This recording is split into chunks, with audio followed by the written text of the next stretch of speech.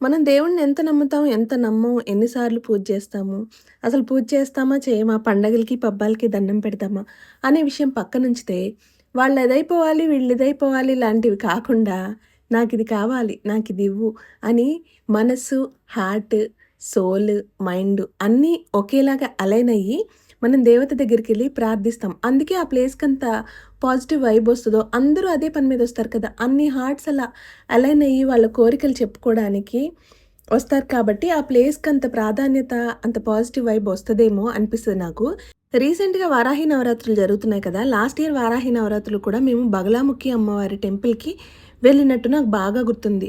ఈసారి కూడా వెళ్దామని మా హస్బెండ్‌ని అడిగాను. మాకు దగ్గరలో ఉన్న చందోలు ఊర్లో బగలాముఖి టెంపుల్ ఉంది. అక్కడికి వెళ్లి దర్శనం చేసుకొని పిల్లలతో సహా కాసేపు ఆ ప్రశాంతతని ఎంజాయ్ చేసి, అక్కడే ప్రసాదం పెడితే అది మా పిల్లలకి పెట్టి ఒక ఫోటో దిగి అక్కడ కాసేపు సమయం గడిపి ఇంటికొచ్చామనమాట.